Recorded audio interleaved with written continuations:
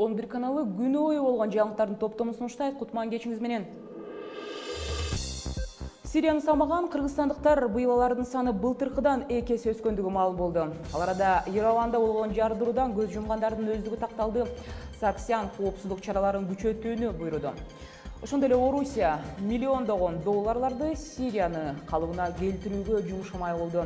Учурда эки тарап бузулган шаарлардын инфраструктурасын кайрадан жасап чыгуу боюнча бир катар келишимдерге кол койду. Кененирээк алдагы мүнөттөрдө.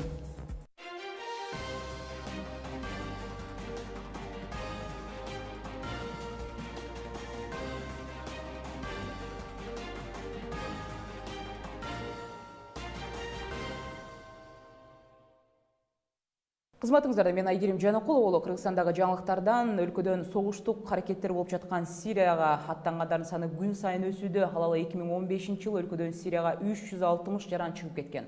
Бул 2014-жылга салыштырмалуу 283 адамга көптүк кылат. Бул туурасында вице-премьер-министр Мухаммедкалый Абулгазиев парламент жыйынында билдирди. Экстремисттик топтордун катарына кошулгандар боюнча соңку 1 жыл ичинде 140 кылмыш иши козголгону маалым болду. Чыр-чатактуу аймактарга джихад ишеними менен 70ке чукул жаштар жана өспүрүмдөр кеткен. Ошондой эле теманы улай Ички иштер министрлиги бүгүн билдиргендей, Ош облусунун Ноокат шаарынан Рахимов аттуу жаран 3 жана 5 жаштагы баласын аялын ээрчитип Сирияга баса берген аныкталды. Ал жаран алгач Орусияга барып, ал жерден Түркияга өтүп, Түркиядан болсо Сирияга чыгып кеткен. Жаңылыктар улантабыз, бул ата мекени согуштун бир катар ардагерлери бүгүн президенттен жардам сурашты. 70 жыл бою колхозда эмгеги сиңген ардагер Бакыт Кагатанов учурда Атбаш районунда жашайт.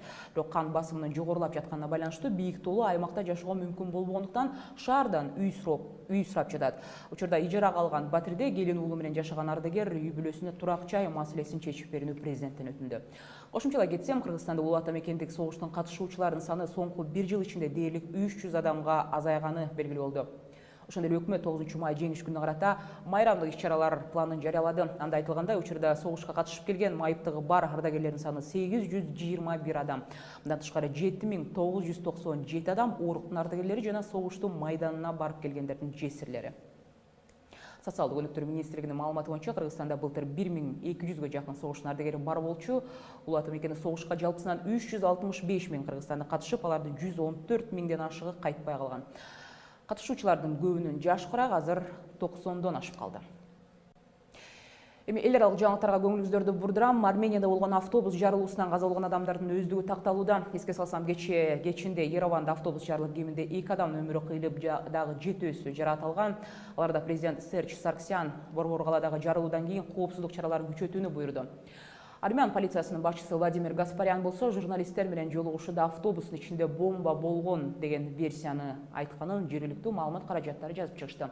Азырынча бул кол салуу үчүн жоопкерчиликти эч ким өзүнө ала элек. Москва Сириядагы согуштан жапа чеккен шаарларды калыбына келтирүүгө миллиарддаган доллар акча коротот. Сириянын экономика министри Ваиль Аль-Халикинин журналисттерге берген маалыматы боюнча, Орусия тарап бузулган инфраструктураны оңдоого 950 миллион евро берүүгө макул болгон. Аталган каражаттардын көбү электростанцияларды калыбына келтирүү иштерине жумшалмай болду. Эске салсам, 2005-жылы Кремль Сириянын 10 миллиард доллар карызын кечкен болчу. Буга жоо иретинде Дамаск бийлиги орусиялык өндүрүштөгү аскердик техникаларды, куралдарды сатып алууга сөз берген. Кийин 2011-жылы Сирияда согуш башталып кеткени маалым. Ал эми Москва өткөн жылдан баштап Сирия аймагына болгон операцияларды баштаган.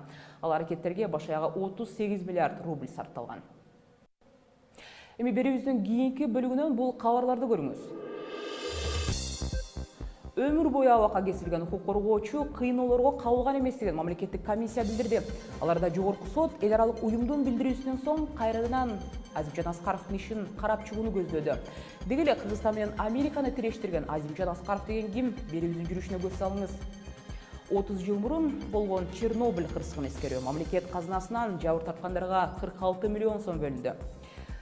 Ошондой эле түркмөн бизнесмендери ысык көлгө көз артышууда. Заманбап мейманкана курууга белсенип жаткандарга Кыргызстан жер бөлүп бермей болду. 11-де калыңыз. Чернобыль апатынан жабыр тарткандарга мамлекет 46 миллион сом бөлдү. Бул мындан 30 жыл илгери Украинанын баш каласы Киевден 100 чакырым алыстыктагы Чернобыль өзөктүк станциясындагы кырсыгын эскерүүгө байланыштуу болууда. Жарылууда 100 миңдеген кишилер радиация ууланып, булганы чаба Европа аймагынын көптөгөн жерлерине жеткен. Чернобыль кырсыгынан канча адам каза болгону белгисиз, иликтөөлөргө караганда бардыгы болуп 100 миңге чейин адам айыккыз дартка чалдыккан болушу ыктымалдыгы айтылат. Анын кесепетин жоюуга Кыргызстандан 3 миңден ашуун адам барган. Алардын 600дөйү радиациядан алган оорулардан каза тапкан. Ошол эле Украинада дагы өткөн эскерүү иш-чараларында Жогорку Раданын спикери Андрей Парубий Чернобыль кырсыгынын кесепетин жоюу Киевдин бирден бир тапшырмасы экендигин билдирди. Ал өз сөзүндө апааттан калган экологияны жакшыртууга бийлик тынбай аракетин жумшашы керектигин белгиледи. Кайрадан Кыргызстанга кайрылсам, өлкөнүн жогорку соту өмүр бою абакка кесилген укук коргоочу аталган Азимжан Аскаровдун ишин кайра карамай болду. Буга себеп Бириккен Улуттар уюмунун комитети Азимжан Аскаровду бошотуу талабын койгону менен байланыштуу.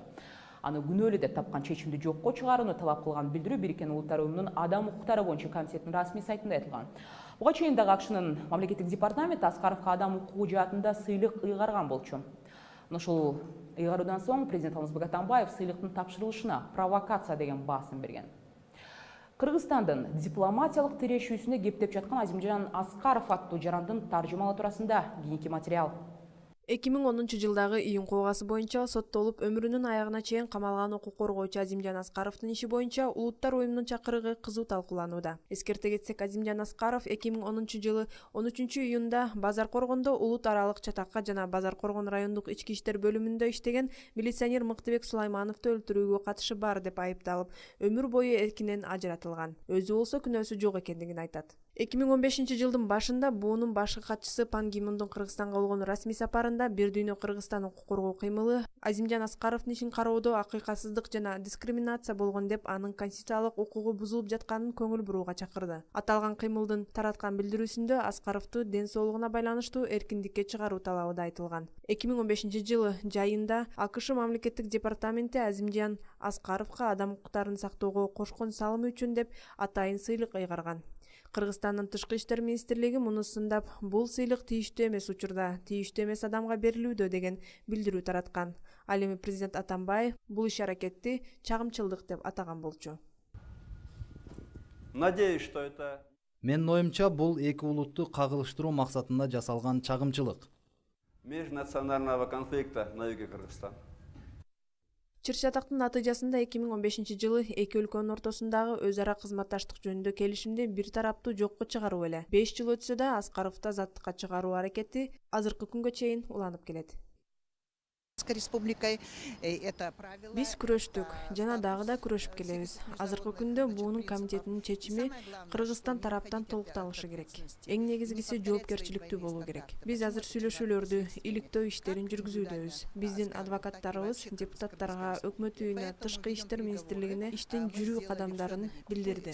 Аскаров жазса, биз аны башкы прокуратурага жана жогорку сотко жиберип, Аскаровдун абактан чыгуусун күтүп жатабыз. Атамекен фракциясынын лидери Өмүрбек Текебаевдин билдирүүсүндө бул ишти иликтөө үчүн түзүлгөн мамлекеттик комиссия Аскаровго күч көрсөтүүлөр болгондугу тууралуу бир да далил таба элек. Бирок жогорку соттун төрайымы Айнаш Токбаеванын билдирүүсүнө ылайык, соттолгон тарабынан арыз түшсө, буунун адам укуктары боюнча комитетинин чечими менен анын укуктарын жана эркиндиктерин калыбына келтирүү боюнча чаралар көрүлө баштайт. Гүлүм Эркинбек кызы, Александр Ногов, 11 каналы.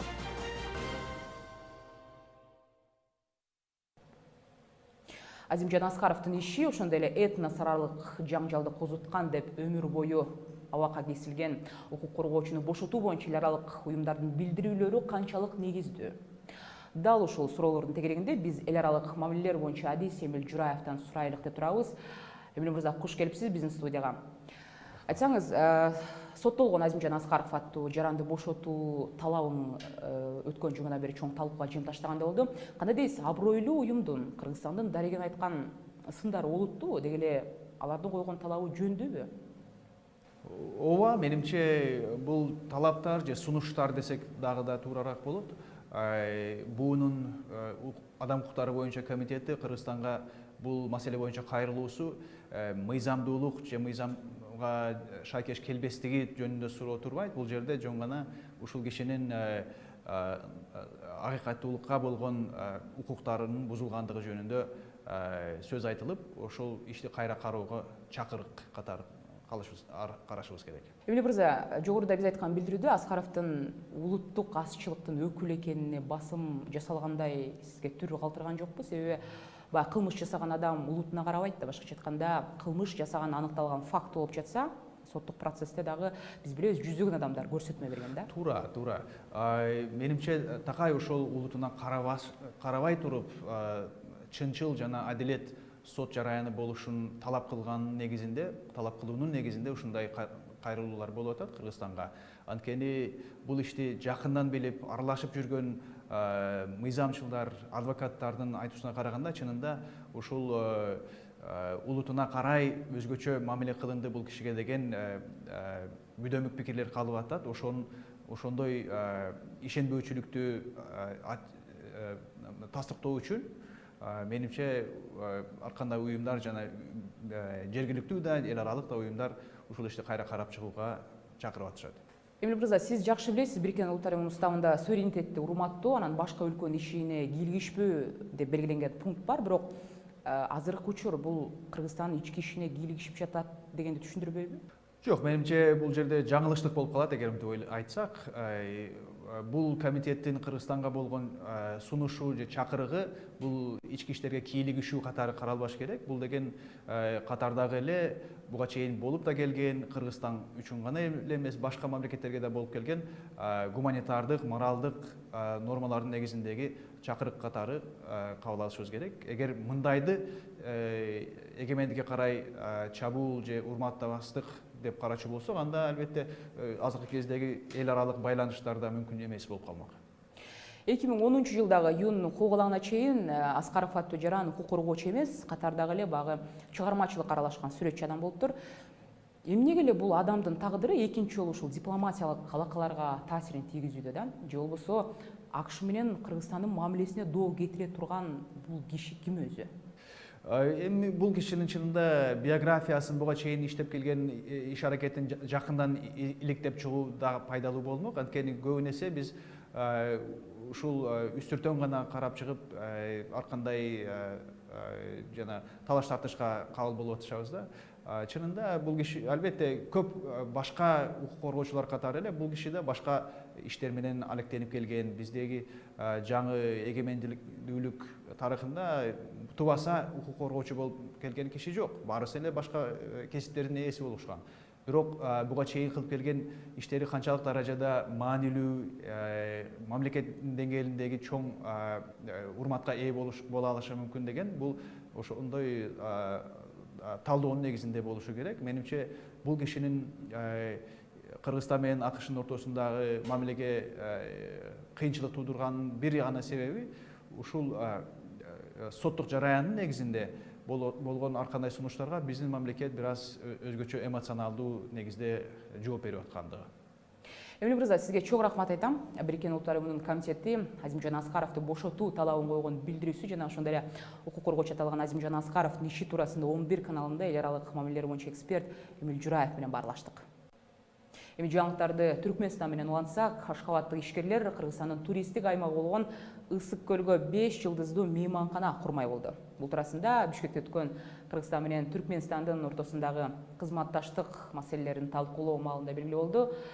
Экономика министрлигинен билдиришкендей, Кыргыз-Түркмөн соода-экономикалык, илимий-техникалык, ошондой эле гуманитардык маселелерге байланышкан өкмөт аралык комиссиянын кезектеги экинчи жыйыны болуп өттү. Ал эми эртең болсо 27 апрелде Бишкекте Рыскал деп аталган алгачкы Кыргыз-Түркмөн соода борборунун ачылышы болот. Былтыр августта Түркмөнстандын президенти Курбангулы Бердимухамедов Бишкекке расмий сапары менен келип, жыйынтыгында соода-экономикалык, маданият, спорт, айыл чарба, илимий техника тармактарында кызматташтыкты күчөтүү тууралуу 15 документти кабыл алган. Эки өлкө ортосунда товар жүгүртүүнүн көлөмүн эскерте кетсек, 2014-жылы $9,8 миллион болгон. Күндүн маанилүү кабарларын жеткирүүгө аракеттендик. 11 каналы менен дайыма бардык жаңылыктар менен кабардар болуп туруңуз. Амандашканча жакшы туруңуз.